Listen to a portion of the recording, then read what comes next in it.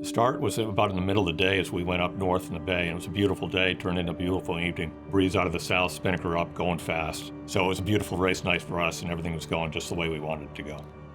I mean, it was 15 knots of breeze, warm, nice on deck. Nothing in the cards really suggested that the breeze increase that we got over that half an hour, 45 minutes or whatever was supposed to come. When it went from a pleasant 15 knots to a not so pleasant 40 knots, it caught us with our pants down, basically.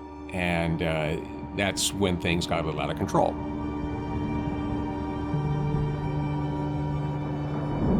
We heard a little bit of velocity increase down below, which you can tell the boat is going faster and the wind is picking up. So we had an idea that something was going on. And then we both heard the stomping of the feet, which is basically an all hands on deck signal to come get the sails down and get the boat under control. And at that point, Mark and I both went up topside. I had all my gear on, but I needed to put my life jacket on. And my life jacket I put on, but I had a hard time buckling it.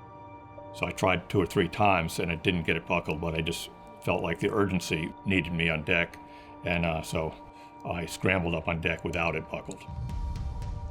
The boat was at its limit of control, and I was steering furiously to try to keep the boat underneath the spinnaker, because if you don't, then you wipe out and the boat crashes. So my position of the boat is aft, either on the helm or helping out in the navigation end of it.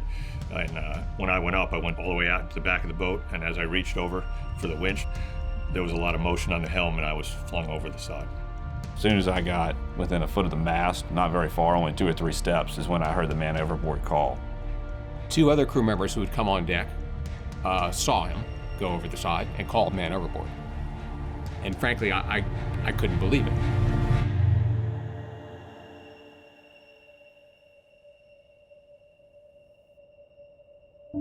So when I went in the water, the first priority in my mind was to get my life jacket inflated, which had a cylinder in it, but it was not in the automatic mode. So I had to reach inside my Velcro, a life jacket, find the lanyard and pull the lanyard to activate my life jacket. I am quite confident that if I didn't get that inflated, I would have drowned in the first 10 minutes. The second thing I did after I got my life jacket inflated was grab my light and hold it up in the air so they could see that I had gone through that first evolution successfully. And the guys in the boat did see the light. Basically, the only thoughts going through my head at that point were get to the sail, get to the takedown line, and let's get it in the boat as fast as possible. So as the boat is traveling 18 to 22 knots at this point, it's covering a mile every few minutes. And by the time we had the operation to get the sail down, we had covered probably 2 miles. The breeze had increased significantly, up touching on 50 to 55 knots probably, and the boat heeled over and was pinned on its side. We were held down approximately a minute to a minute and a half, up to maybe even 2 minutes. It was hard to tell time at the time. You don't know really how far you've drifted when you're lying on your side trying to get the boat turned around going back the other way. It was the classic case of a string of small disasters. I didn't have a chance to really think about how serious the situation was. I knew, though, that the boat was leaving at 18 knots and the wind was increasing and it was going to be a long time before they were able to come back. And I pulled my gear out and saw what I had in my life jacket, which was a AIS transmitter, a knife, a life jacket, and a whistle. So I started blowing the whistle a little bit and holding the light up, but the light, which was a brand new light with brand new batteries, failed. I mean, the key thing is we still thought we saw the light. We had 2 people watching the whole time, and so that was the first direction we went. The first light we kind of went towards, we realized after a while was moving, and it wasn't him. And then, well, if not that light, maybe it's that light over there. And no, that's not that light either. So we probably spent, a good 15 minutes chasing lights that were just ghosts.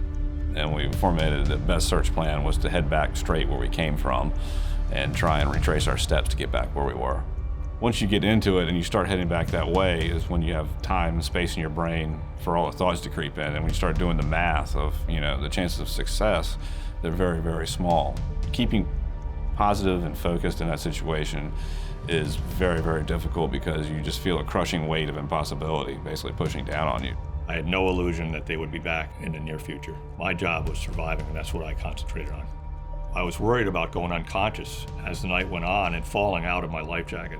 I tried several times to buckle that life jacket, but I couldn't get it done. So I had to hold the 2 lobes basically together around with my arms. At that point, I was thinking about family and things like that. I had kept the whistle in my mouth, and I was blowing it on every breath. Every once in a while, water would get into the whistle and muffle it, but almost every breath it would be blowing as hard as it could.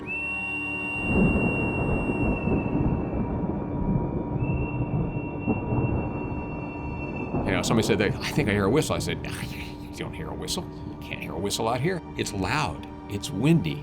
It's stuff's flapping and crashing and banging around. Then we started to listen for it by knocking the motor back so we could hear. And then, sure enough, a couple of us began to start to hear it. And then we sort of had a vague idea of where it was. And so we started we'd head that way for a little bit. And then we'd kill the engine. And then we listened some more. And I think that's a whistle.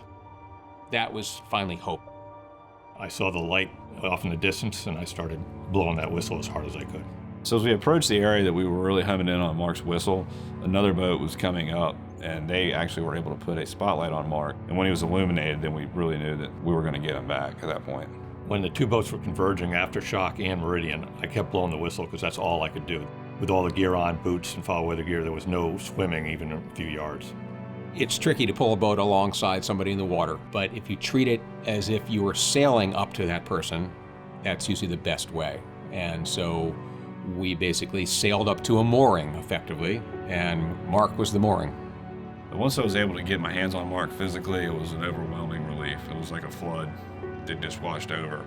And the first thing to do was get him on the boat and get him warmed up once we had him. But the actual moment we got him onto the boat was probably the biggest relief I've ever felt in my life. I was told once I got on board and I was lying flat on my face on the floor that I said, that was close, that was close. And it was very close. Without a life jacket, he would not have lived. Without the whistle and without the searchlights, we would not have pulled it off. There was no chance we would have seen him without the whistle and lights in those conditions. It was pitch black. I have two whistles. My new life jacket has the original whistle that saved my life, and I have another whistle. This past summer, we went back and did the race again. So we got back on our horse. And it was a miserable race, too. But we went and did it, and so we crossed that one. But no, I think that, if anything, it strengthened the bond in our team and definitely in our trust in each other.